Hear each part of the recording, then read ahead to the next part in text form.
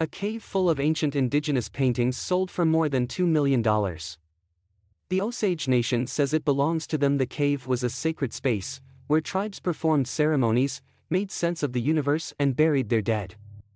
A millennium later, the paintings contained within it continue to offer clues about how those civilizations lived and what they believed.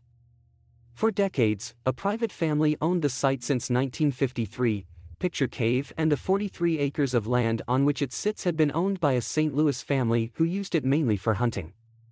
But in recent years, the family began to discuss the possibility of selling the site, according to Brian Laughlin, executive director of Selkirk Auctioneers and Appraisers, the company that managed the auction.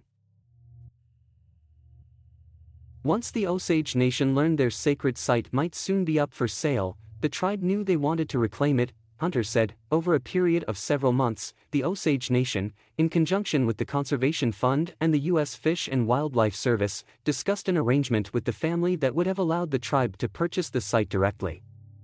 Ultimately, however, the parties were unable to agree on a price, Hunter added. During this time, the family had the site valued by real estate appraisers, whose estimates ranged from $420,000 to $450,000, Laughlin said. Unhappy with that valuation, the family presented their situation to the auction house, which estimated the site would sell for anywhere between $1 million and $3 million at auction. To me, it was just mind-boggling how they wouldn't be able to realize that the significance and the historical intrinsic value would make it so much greater than just the acreage times a certain number, he added. Earlier this year, it was announced that Picture Cave would be coming up for auction. For some, however, the notion of putting a price on a site with such historical and cultural significance to indigenous people was alarming. Carol Diaz-Granados, an anthropologist who along with her husband James Duncan spent more than 2 decades researching the cave and wrote a book on its mysteries, called the sale both wrong and unethical. The new buyer hasn't been identified. It's hard to put into words, Hunter said, of her feelings after the sale.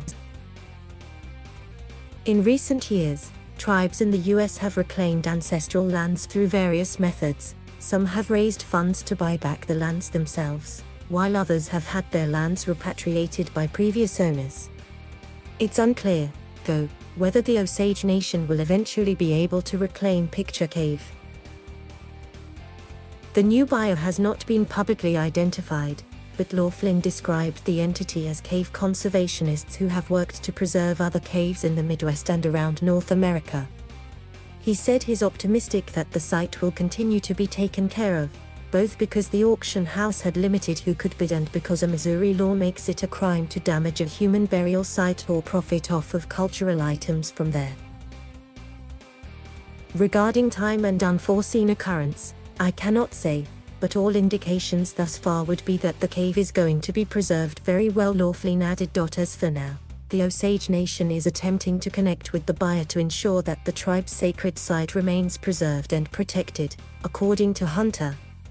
But the point remains, she said, Picture Cave was theirs to begin with, and to them it should have been returned. That's good that they have an interest in preserving it, she added.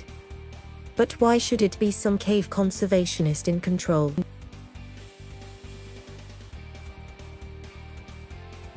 Thank you for watching. Please subscribe,